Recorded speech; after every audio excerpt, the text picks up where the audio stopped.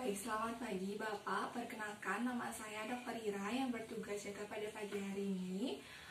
Untuk mengawali, izinkan saya untuk mengajukan beberapa pertanyaan mengenai identitas Bapak terlebih dahulu. Bapak namanya siapa? Pak Rudi. Pak Rudi, usianya berapa Pak? 25 tahun. Alamatnya di mana? Gunung Agung. Datang kemari diantar oleh siapa? Sendiri.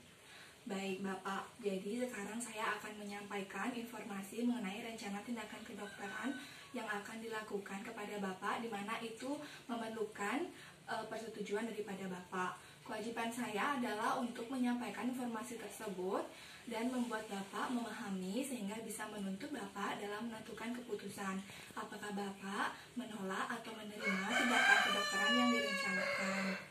Dan Bapak tidak perlu khawatir karena segala bentuk informasi baik yang akan saya berikan kepada Bapak maupun yang akan Bapak berikan kepada saya itu adalah rahasia medis sehingga sudah terjaga kerahasiaannya.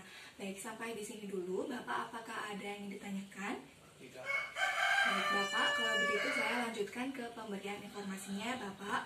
Saya mulai dari diagnosisnya terlebih dahulu. Berdasarkan keluhan yang Bapak sampaikan sebelumnya pada saat anamnesis atau wawancara, didukung dengan pemeriksaan fisik yang diperoleh keadaan Bapak itu lemah dan juga menunjukkan tanda dehidrasi berat, maka kami sebagai dokter mendiagnosis Bapak mengalami gastroenteritis dengan dehidrasi berat. Untuk itu, berdasarkan diagnosis tersebut, maka kami merencanakan tindakan untuk dilakukan pemasangan intravenous line atau IV line atau yang mungkin Bapak lebih kenal dengan pemasangan infus. Adapun tata cara dalam pemasangan infus tersebut adalah dengan menggunakan alat-alat yang sudah disterilisasi.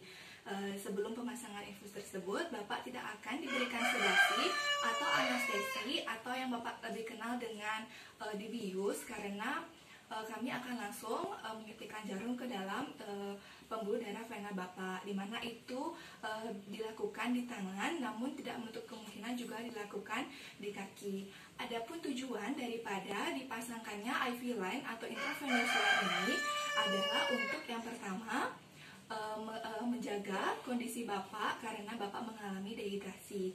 Yang kedua adalah menghentikan keluhan mual yang Bapak sampaikan sebelumnya dan bisa mempermudah dalam memberikan obat berupa antibiotik. Apakah ada alternatifnya? Iya, ada Bapak, yaitu dengan pemberian obat secara oral atau obat minum. Adapun selama pemasangan IV line atau infus itu, risiko pembengkakan itu tetap akan ada. Namun diiringi juga kemungkinan untuk pemasangan IV line yang berulang kali jika kondisinya tertentu. Sampai di situ dulu. Bapak, apakah ada yang ingin ditanyakan? Tidak. Baik Bapak, saya lanjut ya Bapak ya. Apabila Bapak menyetujui tindakan kedokteran yang direncanakan, yaitu pemasangan IV line atau infus ini, maka prognosis atau perkiraan kondisi Bapak ke depannya itu akan jauh lebih baik dibanding ditangani dengan alternatif yang sudah saya sampaikan sebelumnya dengan pemberian obat minum atau oral ya Bapak.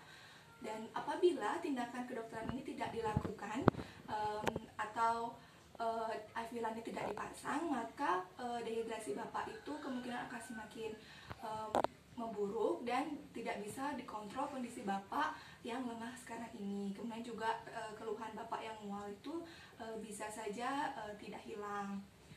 Sampai di sana Bapak. Kemudian prospek kedepannya daripada pemasangan IV line ini itu akan sangat mengarah pada kondisi yang sangat baik atau istilah medisnya disebut dengan dubia ad bonum dibandingkan dengan dilakukan alternatif pemberian obat oral, karena itu tidak efektif seperti pemasangan IV line.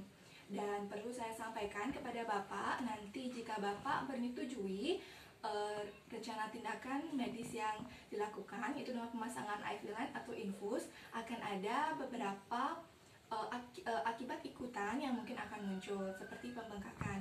Namun kami sebagai tenaga medis akan melakukan pemasangan IV line apabila Bapak menyetujui dengan cermat sesuai dengan standar operasional prosedur, sehingga risiko dan komplikasi yang mungkin akan muncul itu bisa diminimalisir. Dan kalaupun itu nanti muncul, maka kami sebagai tenaga medis akan menangani hal tersebut dengan baik, tentunya dengan arahan daripada Bapak.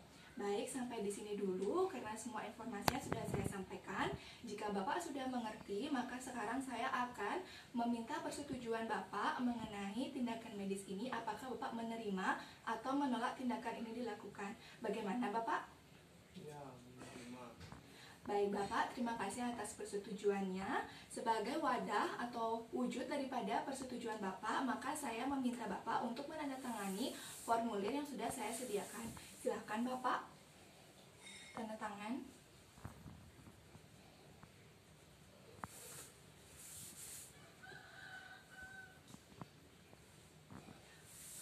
Baik, terima kasih Bapak. Kalau begitu, karena Bapak menyetujui tindakan kedokteran yang direncanakan, maka saya izin untuk mempersiapkan alat-alatnya terlebih dahulu.